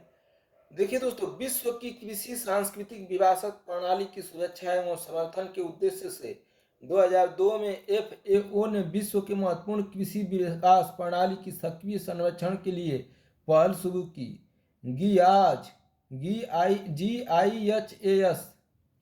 की पहल जनता में जागरूकता, राष्ट्रीय एवं अंतर्राष्ट्रीय स्तर पर कृषि सांस्कृतिक जनता विरासत प्रणाली की पहचान को बढ़ावा देता है। इसका लक्ष्य खाद्य सुरक्षा एवं सतत विकास के लिए अद्वितीय परंपरागत खाद्य प्रणाली की वैश्विक मान्यता को पहचानना और सुनिश्चित करना है।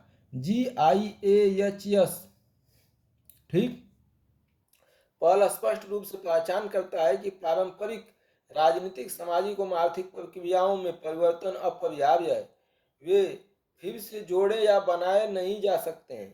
भारत में यह पहल जम्मू कश्मीर के पंपोर में केसर की पारंपरिक कृषि संरक्षण हेतु संचालित की जाती है। सभी किस्मों के लिए भौगोलिक संकेत देने का कोई प्रावधान नहीं है दोस्तों। सभी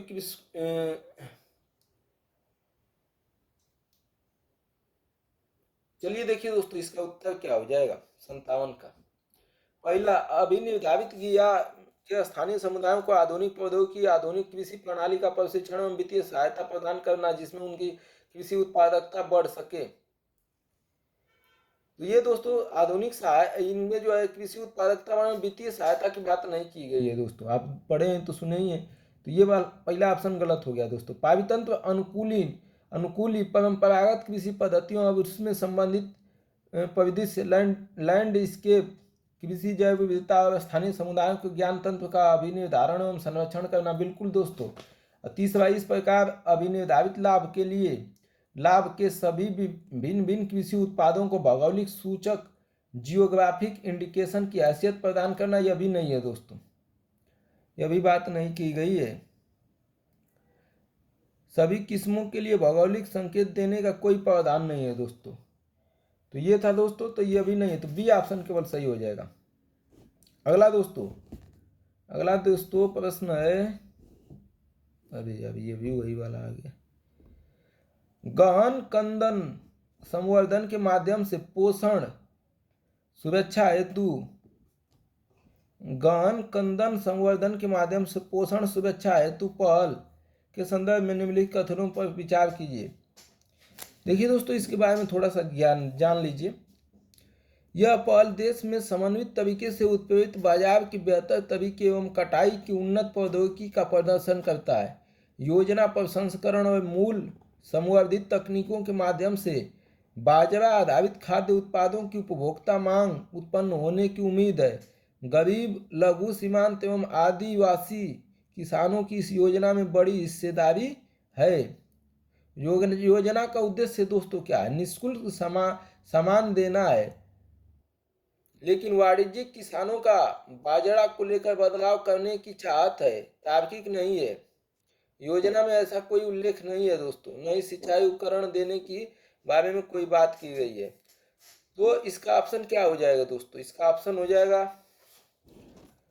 1 और 2 सही है दोस्तों। सी ऑप्शन हो जाएगा दोस्तों इसका सी।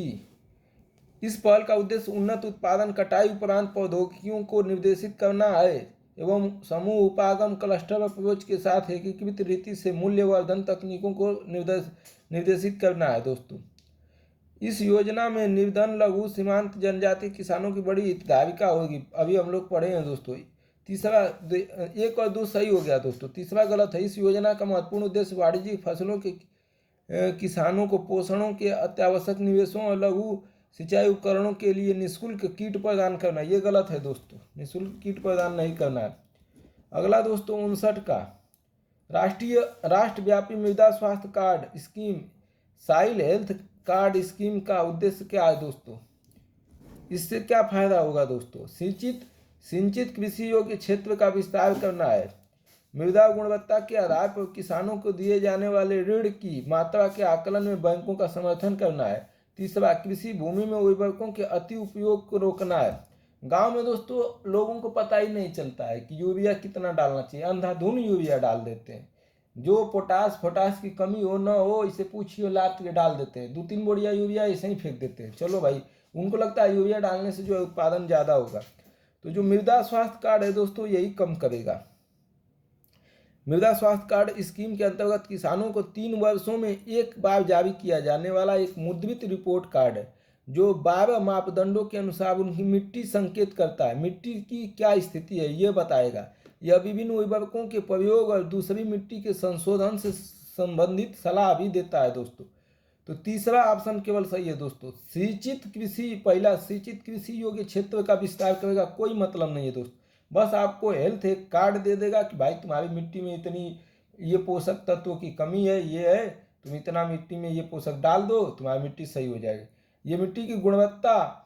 दूसरा, मृदा के आधार पर किसानों को दिए जाने वाला ऋण कुछ नहीं देगा दोस्तों। मोदी जी इतने टैलेंटेड हैं, आपको जो है ऋण देंगे।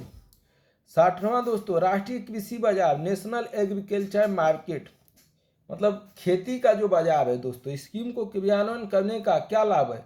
यह कृषि वस्तुओं के लिए सर्व भारतीय इलेक्ट्रॉनिक व्यापार पोर्टल है। दूसरा, यह कृषकों के लिए राष्ट्रव्यापी बाजार सुलभ कराता है, जिसमें उनके उत्पाद की गुणवत्ता के अनुरूप कीमत मिलती है। बोलिए दोस्तों 60 का। दोनों सही है दोस्तों। राष्ट्रीय कृषि बाजार national agriculture market Akhil Bharatiya electronic व्यापार पोर्टल है, जो वर्तमान एपीएमसी मंडियों को कृषि वस्तुओं के लिए एक एकीकृत राष्ट्रीय बाजार बनाने के लिए नेटवर्क उपलब्ध कराता है।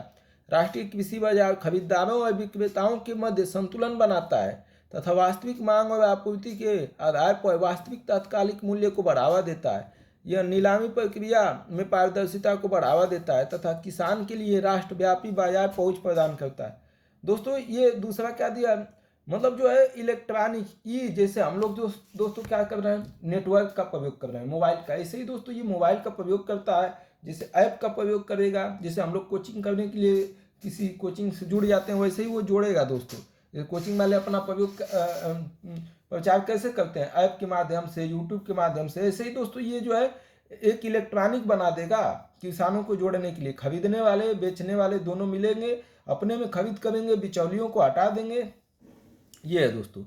61वां, निम्नलिखित में से कौन सी कृषि में जल संरक्षण में सहायता कर सकती है दोस्तों? जल का बचाव करने में कौन सहायता कर सकती है? भूमि की कम या शून्य जुताई। भूमि की जुताई मत कीजिए। दूसरा, खेती में सिंचाई के पूर्व जिप्सम का प्रयोग कर दीजिए। और तीसरा, फसल अवशेष को खेत में रहने देना। बोलिए दोस्तों, गांव के युवा तो ऐसे ही लगा देंगे सही सही इसको। देखिए दोस्तों, अगर जुताई नहीं करेंगे तो भूमि जो है, जल जो है, नमी बनी रहेगी। तो पहला दोस्तों ऑप्शन सही है। शून्य या कम जुताई, जुताई कम करिए या तो शून्य कीजिए का प्रयोग करके मिट्टी के सतह के नीचे नमी बनी रहती है। फसल कम पानी से ही सिंचाई पूरी हो जाती है। जिप्सम मिट्टी में पाए जाने वाले नमक को मिट्टी के विघटन में मदद करता है दोस्तों। जिप्सम मिट्टी में पाए जाने वाले नमक को मिट्टी के विघटन में मदद करता है। इसे पानी मिट्टी के अधिक अंदर तक नहीं पहुंच पाता, जिससे पानी की बचत होती है। फसल अवशेष को खेत में ही छोड़ देने से मिट्टी में वाष्पीकरण की प्रक्रिया, मतलब जो धूप लगेगी दोस्तों मिट्टी पर सीधा, तो वाष्प बन के पानी उड़ जाता है। इसलिए अगर जो है फसल छोड़ देंगे उसके ऊपर तो वो तोपा रहेगा, मतलब तुप जाएगा, तो मिट्टी में दोस्तों नमी बनी रहेगी। ठीक, तो वही बता रहा है। तो इससे नमी बनी रहती है। तो इसका ऑप्शन सी हो जाएगा दोस्तों। 1 और 3 सही है। खेत में सिंचाई के पूर्व जिप्सम का प्रयोग, ये गलत है दोस्तों, ये गलत है। 61वां दोस्तों हो गया। 62वां, भारत में कृषि के संदर्भ में प्रायः समाचार में आने वाले जीनोम अनुक्रमण, जीनोम सीक्वेंसी की तकनीक का आसन्न भविष्य में किस प्रकार प्रयोग किया जा सकता है? भविष्य में कैसे जीनोम का तकनीक का प्रयोग जो है किया जा सकता है दोस्तों? ऑप्शन दिया है दोस्तों। पहला, विभिन्न फसली पौधों में रोग प्रतिरोधक और सूखा सहिष्णुता के लिए आनुवंशिक सूचकों का विज्ञान करने के लिए जीनोम अनुक्रमण का प्रयोग किया जा सकता है। दूसरा, यह तकनीक फसली पौधों की नई किस्मों को विकसित करने में लगने वाले आवश्यक समय को घटाने में मदद कर सकता है। तीसरा, इसका प्रयोग फसल में पोषी रोगाणु संबंधों को समझने के लिए किया जा सकता है। बोलिए दोस्तों, आसानी है प्रश्न। जीनोम सीक्वेंसी होता क्या है दोस्तों? उसमें परिवर्तन कर देना, उसके जीनोम में ही परिवर्तन कर देना, उसकी स्ट्रक्चर को बदल देना।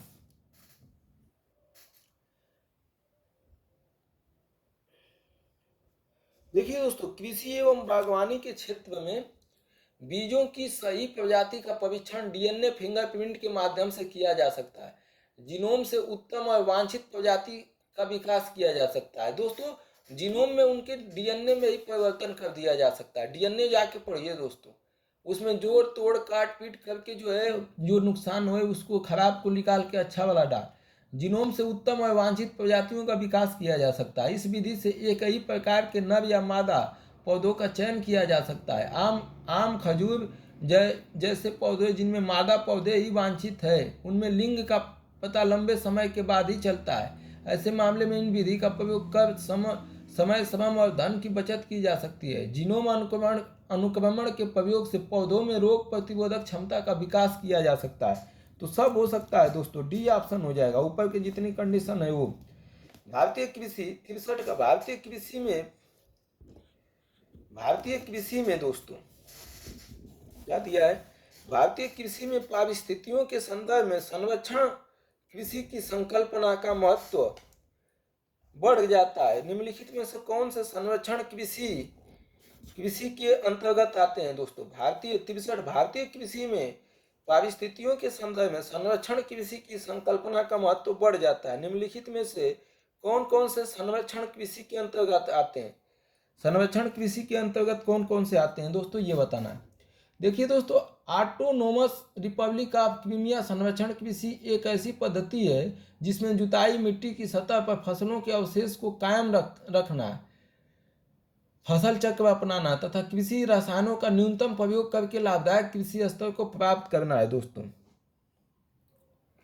63 का दोस्तों, एक धान्य कृषि, तो इसमें क्या हो जाएगा दोस्तों? ऑप्शन एक धान्य कृषि पद्धति का परिहार करना। नहीं दोस्तों, परिहार नहीं करना है, तो पहला ऑप्शन गलत हो जाएगा दोस्तों, पहला ऑप्शन गलत हो जाएगा दोस्तों। दूसरा, न्यूनतम जोत को अपनाना, बिल्कुल कम से कम जोतिए फसल को। तीसरा, बागानी फसलों की खेती का परिहार करना, यह भी गलत हो गया दोस्तों, परिहार नहीं करना है दोस्तों। चौथा, मृदा धरातल को ढकने के लिए फसल अवशिष्ट का उपयोग करना, यह भी सही है। और पांचवा, स्थानिक एवं कालिक फसल अनुक्रमण फसल आवर्तनों को अपनाना, यह भी सही है दोस्तों। तो 2, 4, 5 हो जाएगा दोस्तों, सी ऑप्शन हो जाएगा। कृषि में फर्टिगेशन, के क्या लाभ है दोस्तों? फर्टिगेशन, सिंचाई जल की क्षारीयता का नियंत्रण संभव है। दूसरा, राख, फास्फेट और सभी अन्य फास्फेटिक उर्वरक का सफलता के साथ अनुप्रयोग संभव है। और तीसरा, पौधों के लिए पोषक बढ़ी हुई मात्रा में सुलभ किए जा सकते हैं। और चौथा, रासायनिक पोषकों के निक्षालन में कमी संभव है। कौन सा हो जाएगा दोस्तों? 64 का। कृषि में फर्टिगेशन दोस्तों क्या होता है? देखिए दोस्तों, ड्रिप सिंचाई में जल के साथ साथ उर्वरकों को भी पौधों तक पहुंचाना फर्टिगेशन कहलाता है। मतलब जो ड्रिप सिंचाई की जा रही है आजकल मशीनों से, उसी में जो है उर्वरकों को मिला के पौधों तक पहुंचाना फर्टिगेशन कहलाता है। ड्रिप सिंचाई में जिस प्रकार ड्रिपरों के द्वारा बूंद बूंद करके जल दिया जाता है, उसी प्रकार उर्वरक को सिंचाई जल में मिश्रित कर उर्वरक अंतःक्षेपण यंत्र की सहायता से ड्रिपरों द्वारा सीधे पौधों तक पहुंचाया जा सकता है। मतलब सीधा जो है उर्वरक को जल में मिला के जो है सिंचाई से जल का भराव करके जो है सीधा जो है फसल में पहुंचा दीजिए। फर्टिगेशन उर्वरक देने की सर्वोत्तम तथा अत्याधुनिक विधि है। फर्टिगेशन द्वारा उर्वरकों को कम मात्रा में जल्दी और कम अंतराल पर पूर्व नियोजित सिंचाई के साथ दे सकते हैं। जिसे दोस्तों आपको गेहूं में पानी रेंगाना है, पानी देना है, उससे पहले ही आप यूरिया छींट दीजिए, पानी रेंगा दीजिए। इससे क्या होगा कि जल्दी से पौधे को यूरिया मिल जाएगा, फर्टिगेशन हो जाएगा। इसी को फर्टिगेशन। इसमें पौधों का आवश्यकता अनुसार पोषक तत्व तो मिल जाते हैं और मूल्यवान उर्वरकों का निक्षालन द्वारा अपव्यय भी नहीं होता है। दोस्तों, आप पानी रेंगाने के बाद 3-4 दिन बाद जब पैर सहने लायक होगा तब गेहूं में यूरिया जाएंगे छींटने, तब तक पता चला कि यूरिया पूरी मात्रा में नहीं ले पाएगा पौधा, तो इसलिए जो है नुकसान हो जाएगा आपके यूरिया का। इसलिए पहले छींट के पानी रेंगा दीजिए। सामान्यतः फर्टिगेशन में तरल उर्वरकों का ही प्रयोग किया करते हैं, परंतु दानेदार और शुष्क उर्वरकों को भी फर्टिगेशन के द्वारा दिया जा सकता है। फास्फेटीय चट्टानों को चूर्ण करके खेत में फास्फोरस उर्वरक के रूप में प्रयोग में लाया जा सकता है। 64 का हो जाएगा दोस्तों कौन सा? पहला, सिंचाई जल की क्षारीयता का नियंत्रण संभव है। बिल्कुल दोस्तों, जल को क्षारीय होने से बचा सकते हैं फर्टिगेशन में। दूसरा, राख, फास्फेट और सभी अन्य फास्फेटिक उर्वरकों का सफलता के साथ अनुप्रयोग संभव है। इसका सफलता के साथ अनुप्रयोग संभव नहीं है दोस्तों, इसका जो है नहीं है दोस्तों। तो दूसरा ऑप्शन गलत। तीसरा, पौधों के लिए पोषक बढ़ी हुई मात्रा में सुलभ किए जा सकते हैं। बिल्कुल दोस्तों, पौधों के लिए पोषक बढ़ी हुई मात्रा में सुलभ किए जा सकते हैं। और चौथा, रासायनिक पोषकों के निक्षालन में कमी संभव है। बिल्कुल, रासायनिक पोषकों के निक्षालन में कमी संभव है। कृषि में शून्य जुताई मतलब जोतना ही नहीं है, मिट्टी को जोतना, खनना नहीं है दोस्तों। कि क्या लाभ है? पिछली फसल के अवशेषों को जलाए बिना गेहूं की बुआई संभव है। दूसरा, चावल की नई पौधों की नर्सरी बनाए बिना धान के बीजों का नम मृदा में सीधे रोपण संभव है। और तीसरा, मृदा में कार्बन पृथक्करण संभव है। बताइए दोस्तों 65 का क्या हो जाएगा? यह भी आसान है दोस्तों। शून्य जुताई पद्धति में एक बार जोतकर कई वर्षों तक फसल उगाई जाती है। इस पद्धति को अपनाकर पिछले फसल के अवशेष को जलाए बिना गेहूं, जौ, चना तथा अन्य फसलों की बुआई की जाती है। सामान्यतः धान की खेती पौधों की नर्सरी तैयार करने की होती है, परंतु इस पद्धति में धान के बीजों का नम मृदा में सीधे ही रोपण कर दिया जाता है। बार बार जुताई करने से जीवाश्मों को नुकसान होता है। जो जीव जंतु होते हैं, जो दोस्तों जीव जंतु जो पौधों के लिए लाभदायक होते हैं, उनका नुकसान होता है, जिससे कार्बन पृथक्करण, कार्बन जो है मिट्टी में दबा रहता है वो अलग हो जाता है। कार्बन पृथक्करण का लाभ पौधों को नहीं मिलता है। कार्बन जो है उड़ जाता है दोस्तों जुताई करने से, जबकि इस पद्धति में कार्बन का आधिक्य बना रहता है। अगर जुताई कम करेंगे तो कार्बन नीचे बना रहेगा, जिससे पौधों को अधिक लाभ मिलता है। समझ रहे हैं दोस्तों? तो तीनों ऑप्शन सही हो जाएगा। पिछलों देखिए दोस्तों, आप क्या करिए, गेहूं का, जैसे धान जो कटता है दोस्तों तो तुरंत गेहूं बोया जाता है। तो क्या करिए कि हल्का हल्का जो है, अगर खेती करनी है तो हल्का हल्का जुताई कीजिए, हल्का हल्का, ऊपर ऊपर थोड़ा थोड़ा।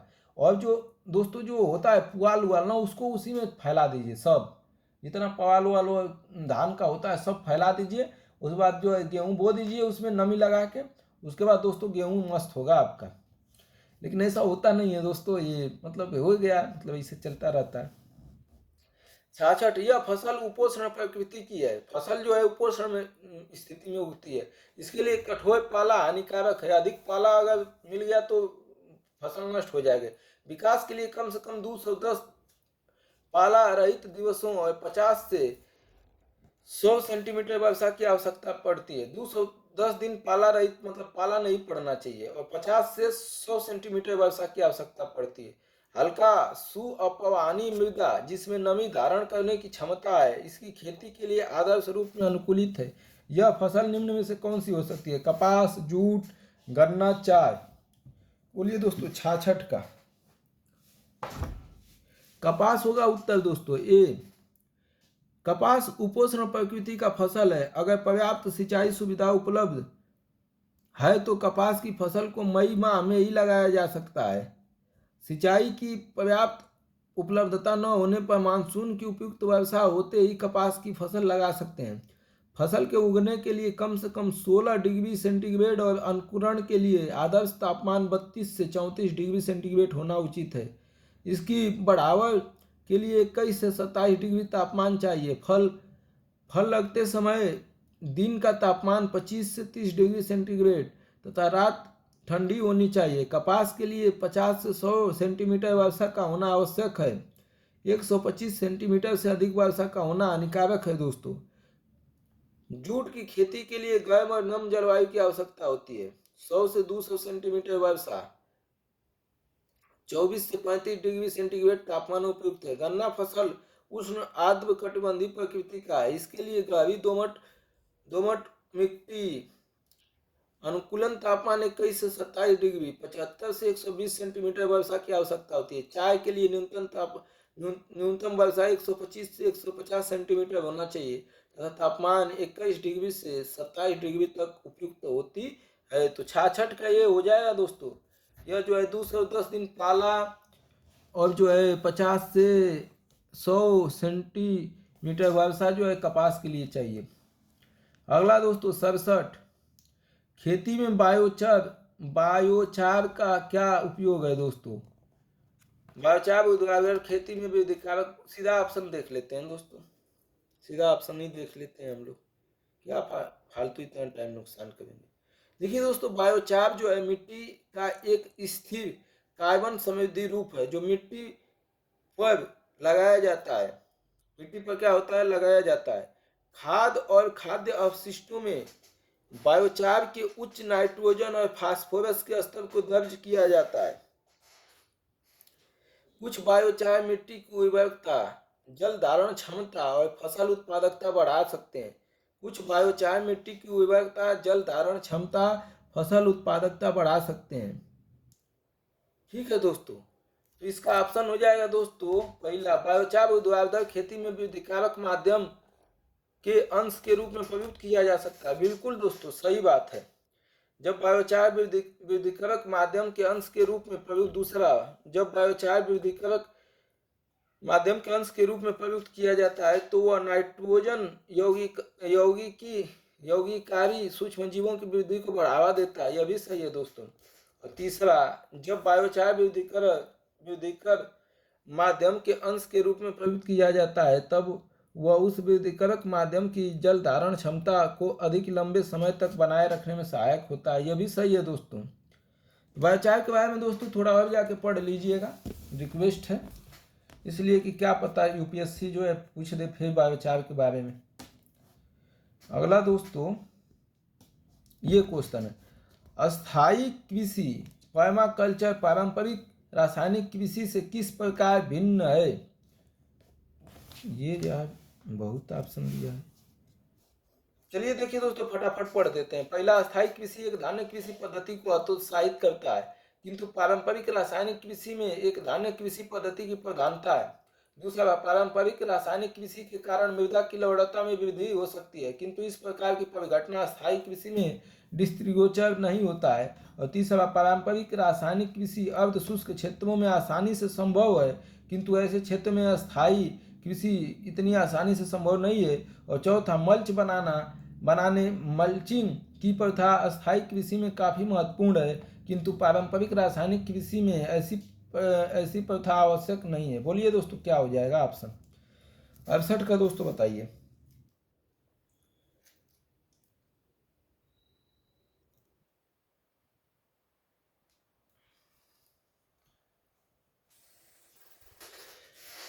देखिए दोस्तों, पर्माकल्चर में प्राकृतिक पारिस्थितिक तंत्र में विविधता के अनुसार एक ही स्थान पर अनेक फसलों की पैदावार होती है।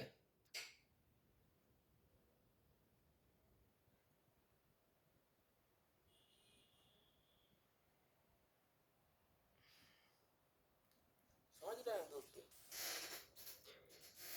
तो पहला दिया है दोस्तों, क्या अस्थायी कृषि एक धान्य कृषि पद्धति को हतोत्साहित करती है, किंतु पारंपरिक रासायनिक कृषियों में एक धान्य कृषि पद्धति की प्रधानता होती है। देखिए दोस्तों, ये होता क्या है, पहले पारंपरिक रासायनिक कृषि क्या होती है, परंपरा से जो आ रही है, हमारे बाप दादा वही कृषि करते थे, हम भी उसी प्रकार की खेती करते हैं, तो उसको बोलते हैं पारंपरिक खेती दोस्तों। तो अस्थायी कृषि एक धान्य कृषि पद्धति को हतोत्साहित करती है। अस्थायी कृषि करती है कि एक एक धान्य कृषि न किया जाए, किंतु पारंपरिक रासायनिक कृषि में एक धान्य कृषि पद्धति की प्रधानता होती है। बिल्कुल दोस्तों, तो ये पहला ऑप्शन सही है दोस्तों, पहला ऑप्शन सही है। दूसरा, पारंपरिक रासायनिक कृषि के कारण मृदा में लवणता में वृद्धि होती है। दोस्तों, अगर रसायन डालेंगे आप तो मृदा जो है लवणीय हो जाती है, उसकी गुणवत्ता खत्म होने लगती है। ठीक है, वो जो है लवण बनने लगती है, नमक बनने लगता है। तो पारंपरिक रासायनिक कृषि के कारण, रासायनिक अगर रसायन उपयोग कर रहे हैं तो इससे मृदा में लवणता की वृद्धि हो सकती है, किंतु इस तरह की परिघटना अस्थायी कृषि में दृष्टिगोचर नहीं होती है। अस्थायी कृषि में ये नहीं होती है, तो दूसरा भी सही है दोस्तों। तीसरा, पारंपरिक रासायनिक कृषि अर्ध शुष्क क्षेत्र में आसानी से संभव है, किंतु ऐसे क्षेत्रों में अस्थायी कृषि इतनी आसानी से संभव नहीं है। तो ये ऑप्शन गलत है दोस्तों, यह भी आसानी से संभव है। और चौथा, मल्च बनाने मिल्चिंग की प्रथा अस्थायी कृषि में काफ़ी महत्वपूर्ण है, किंतु पारंपरिक रासायनिक कृषि में ऐसी प्रथा आवश्यक नहीं है। तो यह भी सही है दोस्तों। ये थोड़ा गूगल करके पढ़ लीजिएगा दोस्तों, ये हिंदी जो है थोड़ा कठिन है। ताड़ के तेल, पाम ऑयल के संदर्भ में निम्नलिखित कथनों, ताड़ के तेल वृक्ष दक्षिण पूर्वी एशिया में प्राकृतिक रूप से पाए जाते हैं। ताड़ के तेल लिपस्टिक और इत्र बनाने वाले कुछ उद्योगों में कच्चे माल के रूप में प्रयोग होते हैं। ताड़ के तेल का उपयोग जैव डीजल के उत्पादन में किया जाता है। बताइए दोस्तों, ताड़ के तेल क्या है? देखिए दोस्तों, 80% से अधिक पाम तेल दक्षिण पूर्व एशिया में उगाया जाता है। ये क्या कर रहा है, दक्षिण पूर्व एशिया में प्राकृतिक रूप से पाए जाते हैं, जिसमें इंडोनेशिया मलेशिया वस्तु के उत्पादन दुनिया में अग्रणी देश है। 80% से अधिक पाम तेल दक्षिण पूर्व एशिया में उगाया जाता है। दक्षिण पूर्व एशिया में प्राकृतिक रूप से पाए जाते हैं ताड़ के तेल। इंडोनेशिया मलेशिया वस्तु के उत्पादन में दुनिया में अग्रणी है। 20वीं शताब्दी के मध्य में अफ्रीका से मलेशिया इंडोनेशिया में ताड़ के पौधों को लाया गया। बोर्ड के अनुसार पाम तेल और इसके डेरिवेटिव कम से कम 70% कास्टिंग उत्पादों में प्रयोग किया जाता है। इसका उपयोग सौंदर्य प्रसाधनों में किया जाता है।